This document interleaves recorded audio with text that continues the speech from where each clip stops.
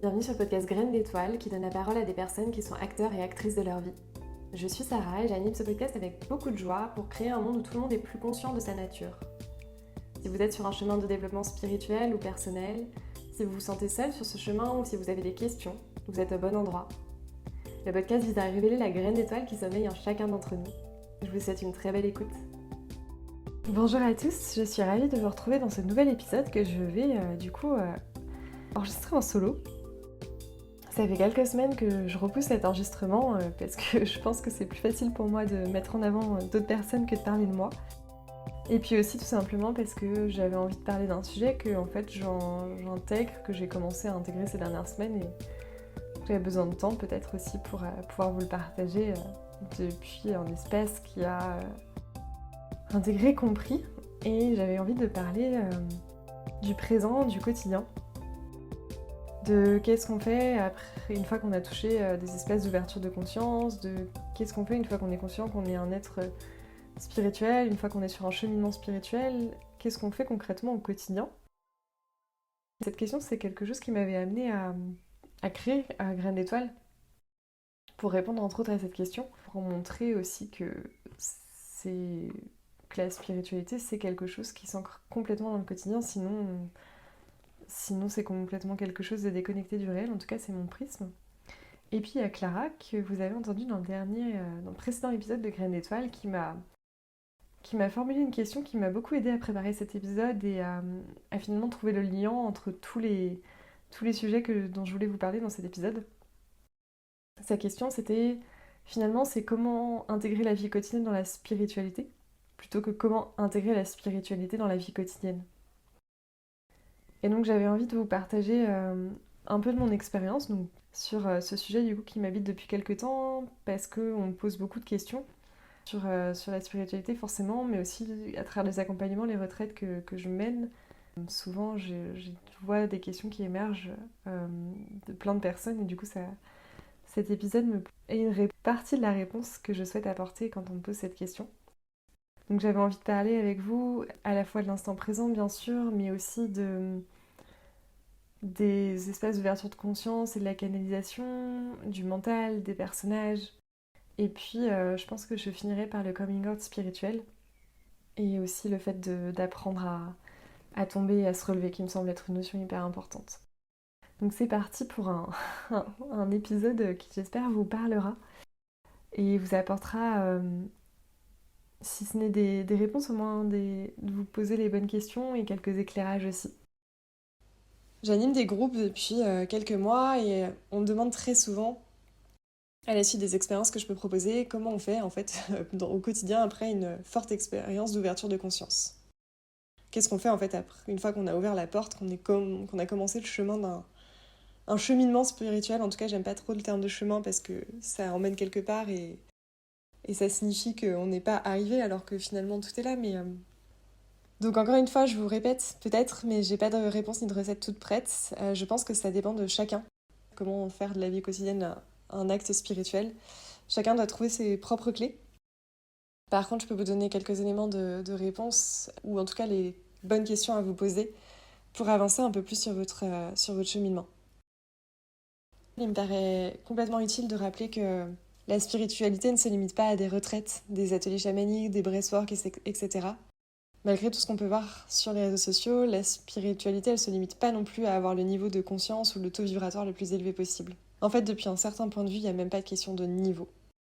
Et ça, c'est quelque chose que, au départ, quand j'étais sur le tout début de mon cheminement spirituel, j'y croyais beaucoup à ça. Et plus j'avance, et plus les personnes qui me font cheminer, c'est des personnes qui n'ont même pas conscience d'être spirituelles. Donc du coup, je crois plus du tout à cette question de niveau.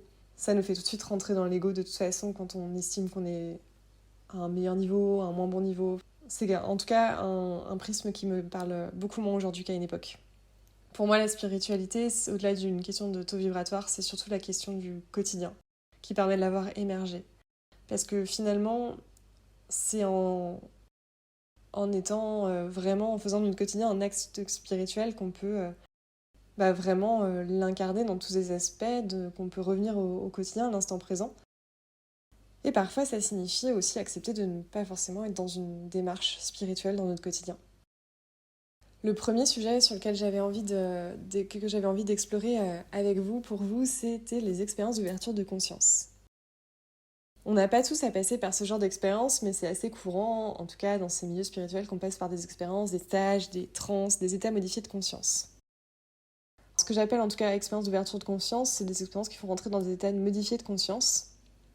Donc ça peut être via des ateliers, mais ça peut aussi arriver complètement de façon... D'ailleurs, ça arrive souvent de façon complètement non recherchée, quand vous êtes hyper bien, que vous voyez un beau paysage, que vous êtes ému par la naissance d'un enfant, par exemple. Ce sont des choses où vous basculez dans un état de conscience modifié qui est beaucoup plus présent, comme presque transcendantal. Et j'avais envie de commencer à aborder cette question parce que moi, c'est quand même du coup quelque chose auquel je suis beaucoup confrontée, comme j'anime des formats où je permets aux gens parfois de rentrer dans des expériences d'ouverture de conscience, en tout cas des états de conscience modifiés, notamment grâce au tambour. Et la question préférée des gens après un retour d'un état modifié de conscience, c'est comment est-ce que je sais que ce n'est pas le mental qui m'a notamment fait visualiser tout ça. Ça arrive beaucoup pendant les voyages au tambour, c'est après un voyage au tambour cette question. Moi, c'est une question qui me fait beaucoup rire intérieurement parce que souvent, les personnes qui me posent cette question, elles ont mis plusieurs minutes à revenir et je vois clairement leur visage, leur regard qui a changé. Donc je sais qu'il n'y a pas qu'une question de mental, même si le mental, bien sûr, il s'empare très souvent de l'expérience. Mais ils ont mis plusieurs minutes à pouvoir revenir avec moi et me parler. Donc souvent, ça me fait beaucoup rire intérieurement quand la question qui émerge, la première question, c'est comment est-ce que je sais que c'est pas le mental? Est-ce que c'est réel? J'aime bien cette réponse d'Albus Dumbledore dans Harry Potter. Je suis fan d'Harry Potter qui disait que c'est pas parce que c'est dans la tête qu'il faut en conclure que ce n'est pas réel. Voilà. J'ai réussi à caser Harry Potter dans un de mes podcasts. Je pense, un rêve devient réel. Je vais peut-être revenir à ce que ça permet, en fait. En tout cas, moi, pourquoi je crée ces ateliers, j'anime ces espèces d'ouverture de conscience. L'idée de se faire accompagner, de passer par des choses qui rentrent volontairement dans ces états, c'est de toucher du doigt, en fait, un espèce de vide, de rien, où la conscience, elle peut s'expanser. Il arrive qu'on puisse voir notre âme, des visions de notre vie passée, présente, en futur. Et en général, même si le mental essaye de nous faire croire qu'il s'est rien passé, en fait, on sait.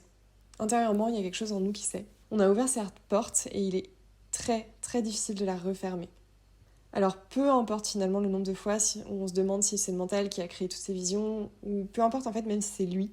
Le mental, c'est un outil, on peut travailler avec ou contre, mais foncièrement, c'est plutôt un bon outil qui nous permet peut-être de traduire quelque chose de trop grand dans notre réalité à nous aussi. L'objectif, c'est pas des états modifiés de conscience que je propose, en tout cas des espèces d'ouverture de conscience, c'est pas du tout de se retrouver dans un état modifié de conscience en permanence. En fait, on vit dans cette réalité matérielle. On peut être dans le présent et être ancré dans le présent en permanence, mais on n'a pas forcément cette ouverture en permanence. L'idée, c'est de revenir à l'instant présent, uniquement. Et les expériences d'ouverture de conscience nous permettent de revenir à cet instant présent en se rendant compte qu'on n'y est pas d'habitude, en fait. C'est très lié ce que je viens de dire à une deuxième question que je reçois souvent, puisque les gens, quand elles expérimentent des voyages chamaniques, par exemple, elles reviennent beaucoup avec la question mais en fait, c'est trop bien, j'ai vu plein de choses, j'ai entendu des choses, j'ai perçu, je sais, c'est clair, mais en fait, comment je fais dans mon quotidien pour canaliser? On pense, en fait, en ouvrant la porte du cheminement spirituel, que le but, c'est d'entendre des guides, d'avoir des visions en permanence, qu'il y ait une voix qui nous guide en permanence, oui, non, est-ce que c'est le bon choix, quelle est ma mission de vie? Alors, petite parenthèse, mais votre mission de vie n'est pas votre métier. Votre mission de vie, c'est probablement de revenir à l'instant présent, et après on a plusieurs instants présents, plusieurs choses qui se présentent à nous dans l'instant présent en fonction du contrat d'âme qu'on a passé. Je ferme la parenthèse, je pense que je ferai un autre épisode spécialement là-dessus. Alors, en fait, il n'y a pas d'objectif, il n'y a pas de recherche à canaliser. Le seul objectif qu'on a, la seule chose, mais c'est si simple qu'on oublie de le faire, c'est de revenir à l'instant présent. Dans l'instant présent, quel que soit le moyen par lequel on canalise, qu'on ait l'impression de canaliser ou pas, on est réceptif à tout ce qui est et tout ce qui nous guide. Et c'est pas forcément des voix qu'on entend ou des visions. Ça peut aussi être des ressentis physiques. D'où l'importance de revenir au corps. J'en parle beaucoup à chaque fois, mais revenir au corps, ça me semble être un indispensable. Mais j'ai déjà croisé des personnes pour qui c'était des odeurs. Et j'ai même des personnes pour qui c'est rien du tout. Moi, je suis un bon exemple parce que j'ai complexé pendant des années à l'idée de rien canaliser, entre guillemets. Parce que je n'avais pas de vision. En fait, dans les états modifiés de confiance, j'avais des visions très très claires, des voix très très claires, et dans mon quotidien, j'étais là, en fait, il n'y a rien quoi qui se passe. J'ai mis plusieurs mois à me lancer sur la voie de l'accompagnement d'ailleurs des personnes parce que je pensais que je canalisais pas. ce que je pense toutes les personnes que j'accompagne depuis quelques mois peuvent contredire, mais j'ai un mental encore très fort sur ce sujet. Et en fait, je voulais vous raconter l'expérience que j'ai faite lors d'une retraite que j'ai animée. Je me suis retrouvée à être tellement présente, en fait j'étais tellement dans un flot de l'instant présent pendant plusieurs jours d'affilée, que rien d'autre n'avait d'importance. Mon mental était silencieux. Mon mental a complètement été silencieux pendant plusieurs jours d'affilée. Et en fait, j'ai juste laissé le flot de la vie du coup s'écouler à travers moi. J'avais pas l'impression de canaliser des visions, j'entendais pas des voix, juste j'étais tellement présente que tout était possible à travers moi. Et en fait, je me suis pas posé la question à ce moment-là, est-ce que je canalisais, qu'est-ce qui parlait à travers moi, est-ce que c'était mes guides ou quoi. En fait, j'étais, je suis, et c'était tout. Alors évidemment, ça m'arrive pas tous les jours. Mais c'est là où j'ai compris, j'ai eu un déclic au quotidien, c'est comme ça que ça se passe. Et c'est comme ça que ça peut se passer aussi. Au quotidien, par exemple, moi, j'entends pas forcément des choses, j'ai pas forcément de vision, mais j'ai des très fortes sensations physiques qui, au fur et à mesure du temps, j'ai appris à reconnaître quand elles voulaient me dire oui ou non. Et j'ai des sensations physiques assez particulières, et du coup, je sais quand c'est un oui, quand c'est un non. J'ai vraiment appris en fait à m'observer, à ressentir. Et du coup, en dehors des visions, des voix que je peux avoir quand je suis en transe chamanique ou quand je joue avec mon tambour, bah, j'ai cette forme de guidance au quotidien, en tout cas cette forme de revenir à l'instant présent et où je me laisse en fait complètement traverser. Je parle de cet exemple parce qu'il n'y a pas de bonne ou de mauvaise façon de canaliser, ça vous appelle. Il n'y a pas de bonne ou de mauvaise façon d'être quelqu'un de spirituel et je pense que c'est important de le retenir et j'ai beaucoup de personnes qui me demandent comment faire ça et parce qu'elles ont l'impression que si elles ne canalisent pas de telle ou telle façon, elles vont pas être spirituelles. En fait, de toute façon, on est spirituel autant que la matière, que matériel, donc on n'a pas le choix, c'est comme ça. Et ensuite, c'est un espèce de curseur de prise de conscience qu'on place à un niveau et qui fait que bah, on est plus ou moins dans le présent, on se laisse plus ou moins traverser par quelque chose qui est finalement plus grand que nous. C'est comme avoir des lunettes en fait, un peu différentes. Et le principal, c'est comment intégrer ces nouvelles lunettes dans son quotidien finalement. Parce que c'est les espaces modifiés de conscience, souvent ils nous permettent d'avoir des lunettes peut-être un peu plus colorées ou une espèce de changement de regard sur tout ce qui se passe autour de nous. Et donc le deuxième sujet dont je voulais vous parler, en dehors des états modifiés de conscience, c'était vraiment de revenir au quotidien. C'est mon fil rouge depuis le début, mais bon, je voulais vraiment revenir dessus.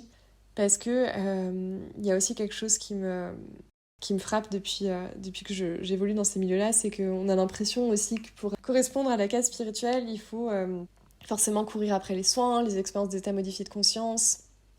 Et en fait, c'est pas du tout un jugement parce que je l'ai moi-même fait pendant de nombreuses années avant de me rendre compte que ça répondait finalement à une partie de moi qui voulait vivre des choses extraordinaires. Et en fait, il y a deux choses qui m'ont permis de dépasser ça.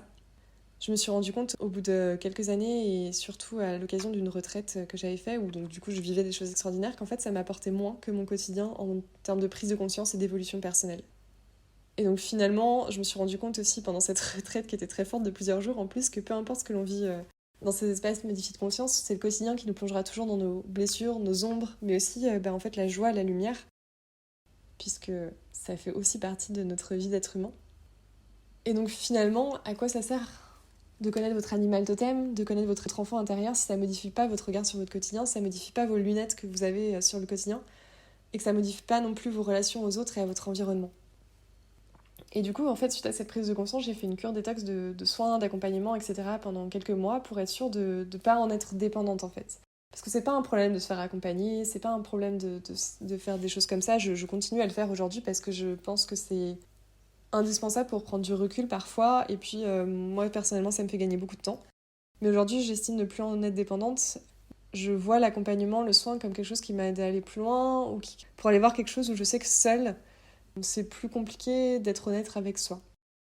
Mais je ne cours plus après la recherche de l'extraordinaire, je ne cours plus en mode il faut que je fasse tel soin parce que ça ne va pas dans ma vie. En fait, je suis beaucoup plus à regard détaché de ça et en mode les périodes maintenant où je me sens pas bien, où je me sens moins haute en énergie parce que ça arrive, ben en fait je l'accueille. Alors qu'avant j'avais peut-être une tendance à me dire ah faut que je fasse un soin pour remonter. Non en fait maintenant j'accueille, je le vis. Parce que déjà je peux remonter moi-même. Et puis parce que du coup les soins, les accompagnements, etc. ça n'a pas pour vocation de nous faire aller bien ou aller mieux ou de devenir la meilleure version de nous-mêmes. On n'est pas dans une recherche permanente du taux vibratoire, j'en reviens à ça, ou de la meilleure version de nous-mêmes qui est élevée énergétiquement, qui attire, qui manifeste. Non en fait, c'est des cycles. Il y a forcément des cycles où c'est moins bien. Moins bien selon le curseur qu'on met au départ. Moi, au départ, je considérais ça comme moins bien. Aujourd'hui, j'apprends à apprécier ces périodes de vide, ces périodes sans créativité, sans énergie ou sans même connexion réelle avec le monde extérieur parce que en fait, j'en ai besoin pour me régénérer et créer aussi tout ça et avoir des grosses périodes d'action derrière. Après, je vous dis ça, je suis bien consciente que tant qu'on l'a pas vécu, et si c'est sur votre chemin de courir après plein de choses, en fait, allez-y. Chacun son chemin et vous aurez peut-être besoin de passer par toutes ces expériences d'ouverture de conscience pour ensuite revenir au quotidien. Moi, c'est ce que j'ai fait. Mais à côté de ça, la personne qui est la plus éveillée spirituellement auprès de moi, et c'est en fait mon compagnon de vie, et lui, il n'a jamais fait de voyage chamanique, il n'a jamais fait de retraite. J'ai réussi à lui faire un peu de yoga en lui disant que c'était bon pour son dos. Alors, ça fait effectivement du bien au dos, mais bon, voilà, on est à peu près à ce niveau-là. Et pourtant, c'est une personne qui, autour de moi, est dans l'instant présent, en sort rarement, et c'est clairement mon maître spirituel du quotidien.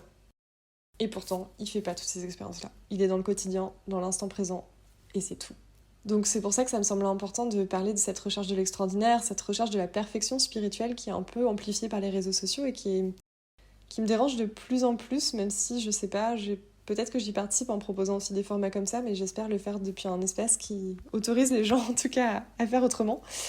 Je crois qu'il y a aussi je le relie beaucoup à une notion que j'ai appris dans les univers féministes plutôt et écologistes, c'est la notion de pureté militante. Et j'ai l'impression que ça peut aussi s'appliquer à la spiritualité, dans le sens où une fois qu'on est spirituel, il faut que pour rentrer dans la case spiritualité, il y a un certain nombre d'expériences, un certain nombre de critères à cocher. Parmi les critères, le fait de faire plein d'expériences, d'être toujours très haut vibratoirement, etc. Et en fait, personne n'est parfait. Et je crois profondément, en tout cas, moi c'est ma vision de la spiritualité, que c'est plutôt un chemin pour sortir des cases plutôt que pour s'y réenfermer. Sinon, on applique juste un fonctionnement qu'on avait à autre chose, mais on garde les mêmes lunettes. Alors que l'idée, c'est de changer de regard sur tout ça. Changer de regard sur le jugement qu'on porte sur nous-mêmes, sur la perfection, sur l'idéologie un peu capitalistique qui veut qu'on soit la meilleure version de nous-mêmes. En fait, si on commence à faire ça dans la spiritualité, c'est un peu dommage. Et c'est là où on rentre peut-être dans la version un peu New Age de la spiritualité.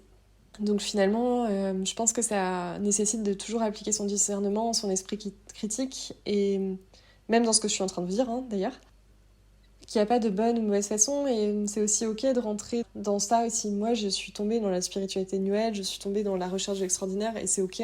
J'avais besoin de passer par là pour en sortir, en fait. Donc culpabilisez pas et vous jugez pas si vous êtes dans cet univers-là.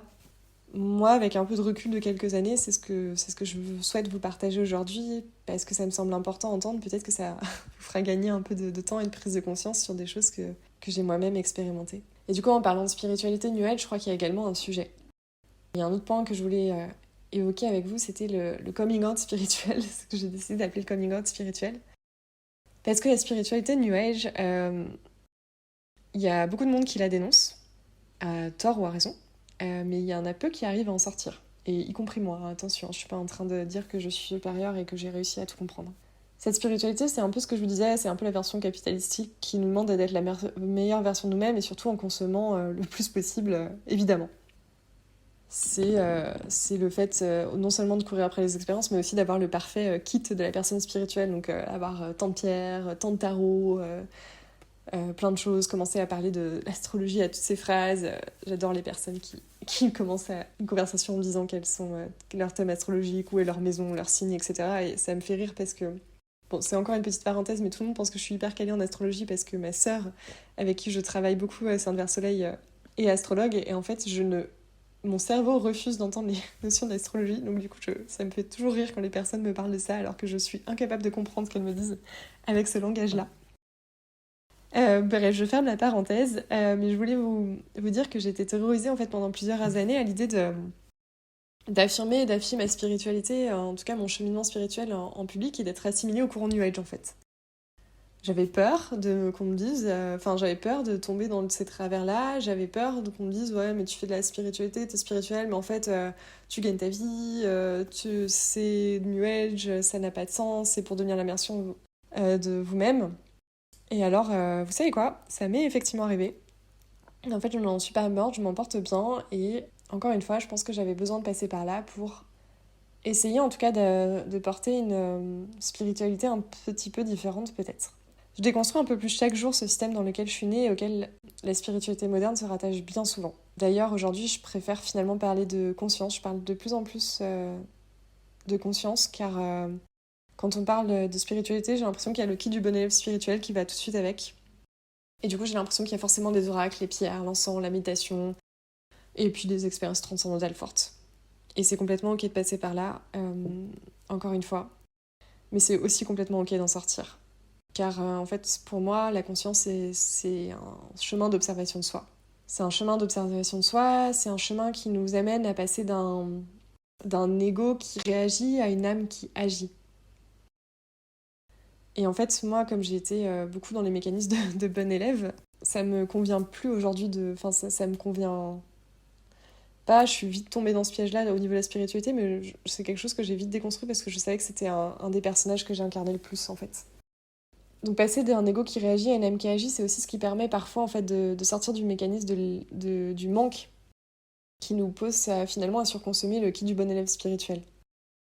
C'est aussi ce même mécanisme qui nous pousse parfois à nous comparer et à sentir supérieur ou inférieur en fonction des expériences d'ouverture de conscience.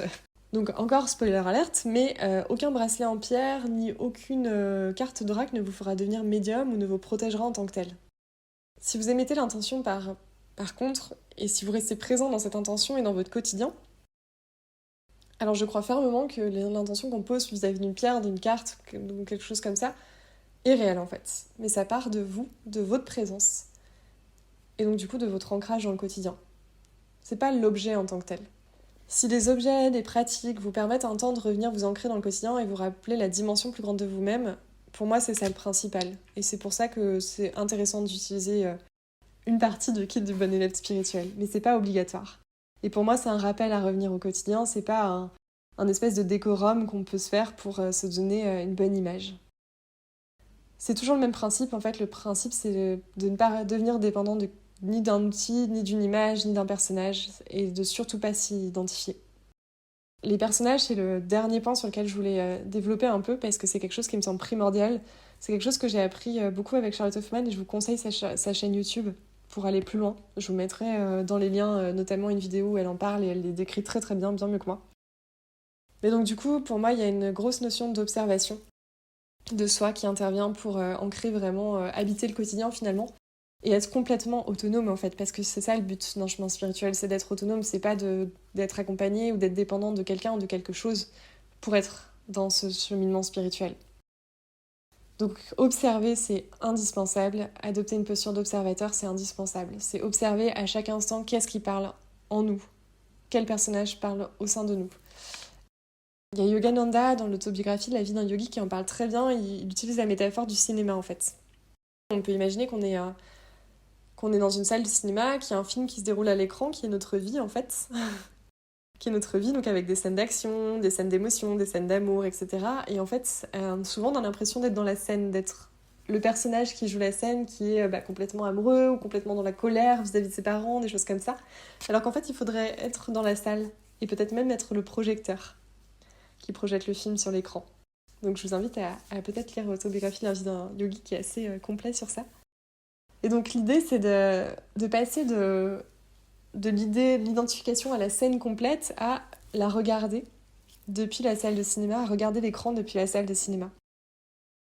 Pour illustrer ça, j'adore prendre l'exemple du yoga parce que déjà c'est quand même assez courant, beaucoup de monde en font maintenant. Et puis moi c'est un outil que j'ai utilisé au quotidien qui est très parlant pour observer pour moi mes personnages. Parce que le yoga c'est un peu comme la spiritualité, il y a beaucoup d'étiquettes qui sont associées à ça et on a l'impression que le yoga ça doit être forcément de telle ou telle façon, que pour être un yogi par exemple il faut être souple et pratiquer tous les jours.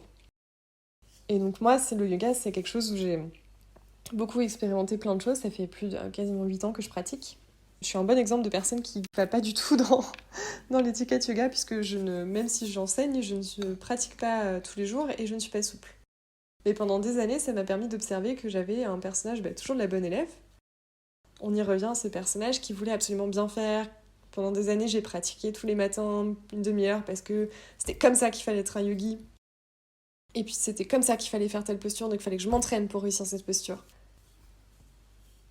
c'est ok, encore une fois, de tomber dedans j'ai eu besoin de ça. Et il y a certaines fois où ça m'a apporté beaucoup de discipline et ça m'a aidé quand même à renouer avec mon corps. Donc j'ai énormément de gratitude à mes personnages pour m'avoir entraîné là-dedans. Mais aujourd'hui, je fonctionne plus comme ça. Je m'écoute vraiment pour pratiquer. Je suis plus dans une recherche de quelque chose. J'ai arrêté de forcer mon corps dans des postures qui sont pas ok pour lui. J'ai arrêté de voir le yoga comme quelque chose à atteindre, mais c'est plutôt quelque chose que je vis du coup maintenant au quotidien. Par exemple, en ce moment, je suis dans une phase assez élève où j'ai presque besoin de m'entraîner comme une débutante pour sortir en fait du cadre imposé par 2 ans d'enseignement. Ça fait 2 ans que j'enseigne, où du coup j'ai été très dure avec moi-même, je me suis imposé beaucoup de discipline et là je suis dans une phase où je m'observe, j'ai observé beaucoup de personnages à travers ça, c'était très enrichissant et là j'ai besoin de revenir à quelque chose de presque nouveau en adoptant quelque chose de curieux. Je m'observe par exemple en élève rebelle qui n'a pas envie, qui a la flemme de pratiquer le matin, qui reste dans des postures confortables. Et parfois mon niveau régresse aussi car mon corps est cyclique. Et en fait du coup j'essaye vraiment d'observer ce qui réagit en moi quand c'est ça. Par exemple, est-ce que je suis frustrée? Est-ce que j'ai la perfectionniste qui ressort? Ou est-ce qu'au contraire je suis juste heureuse de vivre et d'explorer cette nouvelle facette? Et en fait j'adore vraiment explorer à travers cette pratique mon corps, mon souffle, mes pensées sur le tapis car souvent ça signifie beaucoup sur ce qui se passe en dehors. Donc pour moi le yoga c'est vraiment aujourd'hui une pratique qui me permet d'observer justement ces personnages parce que comme j'ai pas forcément un corps qui est parfait au niveau yogique du terme, il est parfait et je suis très contente d'avoir le corps que j'ai, j'ai dû lâcher tous ces personnages de la perfection et j'ai dû affronter le regard des autres aussi à travers mes élèves qui parfois réussissent des postures mieux que moi.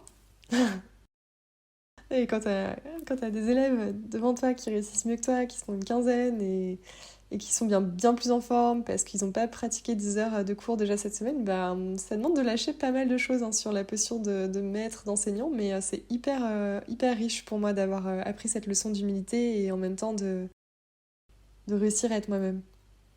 En fait, à chaque fois, j'essaye de me dire que je fais de mon mieux, et même quand j'ai mes personnages qui ressortent, parce que ça arrive quand même, j'en joue maintenant de mes personnages. L'idée des personnages aussi, c'est pas de les oublier ou d'arrêter d'interagir avec eux, on en a besoin d'en pouvoir interagir avec les autres dans notre quotidien. Le principal, c'est d'en être conscient. Donc parfois, j'endosse mon personnage de l'enseignante, de la prof de yoga, et c'est ok, j'en ai besoin pour exercer mon métier, sinon ça serait compliqué. Du coup, je m'observe depuis la salle de cinéma. J'observe sur l'écran, moi en train d'être prof de yoga. Je ne suis pas prof de yoga, intrinsèquement. Je suis bien plus que ça. Je joue avec ce personnage de prof de yoga comme je joue avec mon personnage d'être la sœur d'être la femme qui entreprend, d'être l'amie. Je joue avec tous ces personnages en fait. Bon, pour finir sur cette parenthèse sur le yoga, je crois que vraiment le yoga et la regard conscience que je pose dessus, moi ça a été mes outils principaux pour regarder mes ombres, mes personnages et aussi les accueillir. Ça me permet de rappeler un autre élément, c'est que le cheminement spirituel, c'est pas toujours fait de paillettes. Et j'adore les paillettes. Mais surtout, le cheminement spirituel, ça demande du courage, parce que ça demande surtout et avant tout d'aller regarder en soi tout ce qui nous plaît pas. Les ombres. Donc moi, c'était beaucoup la bonne élève, la perfectionniste, des choses que je voulais pas voir en fait parce que ça m'allait bien de fonctionner comme ça et en fait en regardant j'ai vu toutes les blessures qui étaient associées et tous les personnages que j'utilisais pour me protéger et pas me sentir et me couper en fait de la vie au quotidien en fait. Le fait d'avoir déjà vécu des états modifiés de conscience, le fait d'avoir conscience de l'âme, ça signifie pas toujours que c'est évident de s'y connecter au quotidien. Il me semble important de souligner que pour avancer, il faut aussi parfois accepter de tomber. C'est valable dans tous les domaines, je crois. Un bébé, par exemple, avant de marcher, il tombe plusieurs fois et il réessaie sans cesse. Parce qu'il sait qu'il va pas réussir à marcher en un seul jour, mais par contre, il sait qu'il va y arriver. Et en fait, je crois que c'est pareil, un cheminement spirituel. Il y a des moments où on retombe et où dans le quotidien, on oublie ça, en fait. On oublie qu'on est plus grand, on oublie l'instant présent et parfois, ça dure des semaines, des mois. Et en fait, à force d'entraînement, ça dure peut-être plus que des semaines, peut-être que ça dure plus que quelques jours. Et à force d'entraînement, ça ne dure que quelques heures, voire quelques minutes. Et c'est cyclique. Moi, j'ai des périodes où ça ne dure que quelques minutes et j'ai des périodes où ça dure plusieurs jours. Je crois profondément qu'on finit toujours par revenir à l'instant présent une fois que la porte elle est ouverte. Quel que soit le temps que ça peut nous prendre, quel que soit le cycle dans lequel on est. Mais ça se fait pas en un claquement de doigts, ça demande beaucoup d'observation de soi. Ça demande d'accepter ses ombres et d'y plonger parfois. Donc je vous ai parlé du yoga qui pour moi m'a beaucoup aidé. L'entrepreneuriat aussi, c'est quelque chose qui m'aide beaucoup parce que je crois que c'est une expérience, c'est une école qui laisse pas le choix que de regarder ses ombres et d'accepter aussi l'échec du coup. Moi j'avais un très fort personnage qui voulait pas échouer. Surtout que j'ai pas du tout un profil qui a appris à échouer en fait, puisque j'ai beaucoup été première de la classe, j'ai réussi mes concours, etc. Enfin bref, je savais pas trop avant d'entreprendre ce que ça faisait d'échouer et c'est très dur comme sentiment et en même temps, à chaque fois ça me permet d'observer ce qui en moi réagit et ça me permet souvent de créer quelque chose de plus beau et de plus proche de moi-même en fait derrière parce que souvent quand ça échoue c'est que je suis pas tout à fait moi en partant du cœur. Revenir au quotidien, ça demande aussi de prendre des responsabilités, de prendre la responsabilité de sa vie. Et c'est vraiment pas évident d'arrêter d'aller chercher à l'extérieur. C'est un peu ce que je vous disais quand je vous parlais de courir après les soins, etc.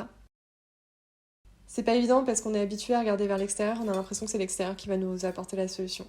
Alors qu'il s'agit juste de fermer les yeux, de prendre le temps de regarder à l'intérieur. Et c'est presque un acte politique, je trouve, de faire ça, parce que c'est résister à tout ce que la société nous a peut-être imposé autour de nous, tous les conditionnements qu'on a, qui font que c'est pas très naturel d'aller chercher à l'intérieur de nous. En tout cas, pas pour la plupart des gens. Mais c'est ça qui permet, je pense, d'intégrer sa spiritualité, sa conscience dans son quotidien. La responsabilité, c'est quelque chose sur lequel je reviendrai, je pense, très prochainement, via le podcast ou à travers d'autres formats, parce que je pense que c'est, pour moi, un des mots-clés et un des conseils clés que j'ai pour toutes les personnes qui me posent ce genre de questions, qui sont sur ce cheminement. À chaque fois, je reviens presque à l'instant présent et à la responsabilité. Mon prisme aujourd'hui, c'est vraiment de naviguer entre quotidien, état de conscience modifié et surtout instant présent à vivre complètement. J'espère que ça vous aura parlé cet épisode, je serais ravie d'avoir vos retours pour qu'on en discute et pourquoi pas créer un futur épisode ensemble. En tout cas, c'est le dernier épisode de l'été. J'ai hâte de préparer les prochains et vous les faire écouter. Merci d'être aussi fidèles dans vos écoutes. N'hésitez pas à me faire des retours, j'adorerais pouvoir échanger avec vous sur tout ça et pourquoi pas nourrir encore le podcast grâce à vous. Je vous souhaite un très bel été et puis merci pour votre écoute, à très bientôt. Merci pour votre écoute, j'espère que cet épisode vous a plu. Si c'est le cas, n'hésitez pas à le partager autour de vous et à le faire connaître. On se retrouve dans tous les cas très bientôt pour un prochain épisode de Graines d'étoiles. Si vous voulez être tenu au courant de l'actualité du podcast, vous pouvez me suivre sur Instagram ou bien vous abonner à votre plateforme d'écoute. À très bientôt.